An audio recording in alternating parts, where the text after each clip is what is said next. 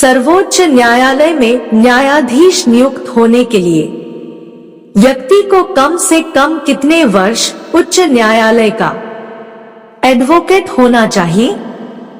ए 20 वर्ष, बी 10 वर्ष, सी 8 वर्ष, डी 25 वर्ष।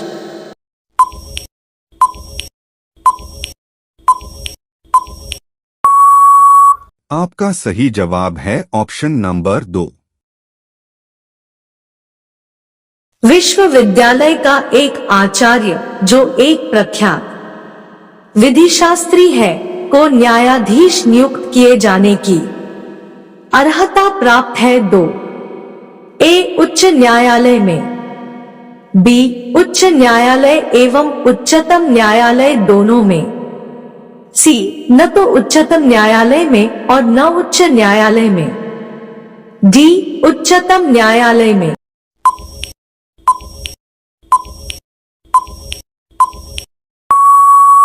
आपका सही जवाब है ऑप्शन नंबर 4।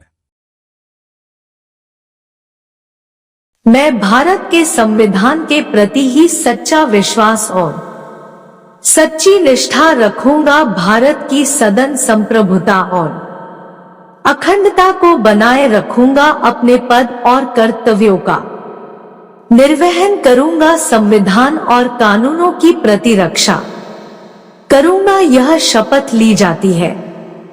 ए भारत के राष्ट्रपति द्वारा, बी भारत के मुख्य न्यायाधीश द्वारा, सी संसद के सदस्य द्वारा, डी राज्यपाल द्वारा।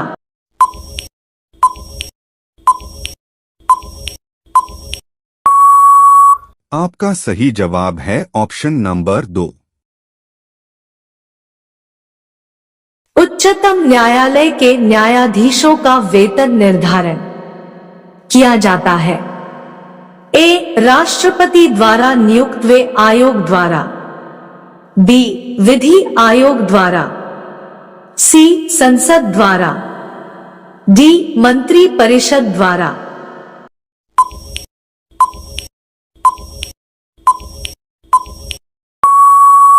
आपका सही जवाब है ऑप्शन नंबर 3। सर्वोच्च न्यायालय के न्यायाधीशों की सेवानिवृत्ति की उम्र क्या है? ए 60 वर्ष, बी 62 वर्ष, सी 65 वर्ष, डी 70 वर्ष।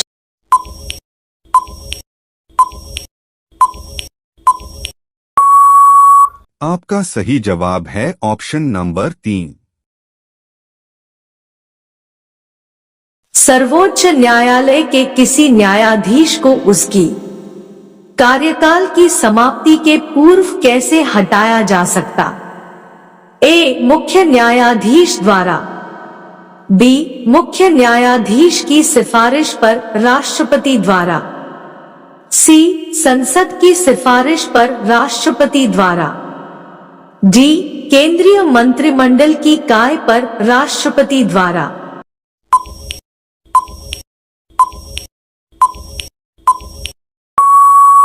आपका सही जवाब है ऑप्शन नंबर 3। सर्वोच्च न्यायालय का न्यायाधीश अपना पद त्याग सकता है पत्र लिखकर।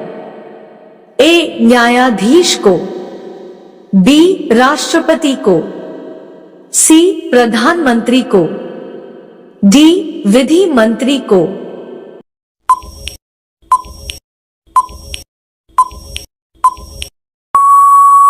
आपका सही जवाब है ऑप्शन नंबर 2। भारत के सर्वोच्च न्यायालय के कार्यवाहक मुख्य न्यायाधीश की नियुक्ति करता है। ए सर्वोच्च न्यायालय का मुख्य न्यायाधीश, बी प्रधानमंत्री, सी राष्ट्रपति, डी विधि मंत्री।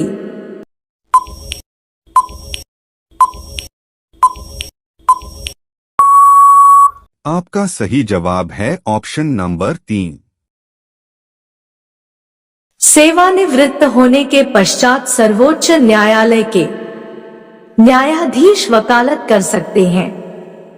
ए केवल सर्वोच्च न्यायालय में, बी केवल उच्च न्यायालय में, सी सर्वोच्च न्यायालय तथा उच्च न्यायालय में, डी किसी भी न्यायालय में नहीं।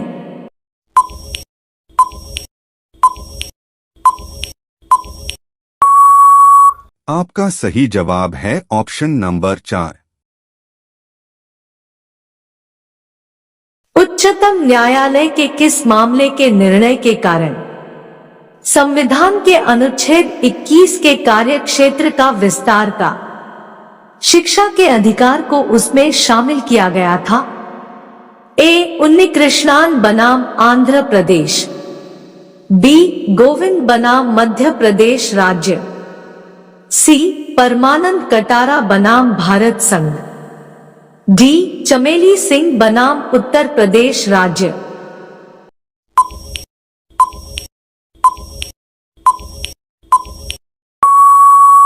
आपका सही जवाब है ऑप्शन नंबर ए।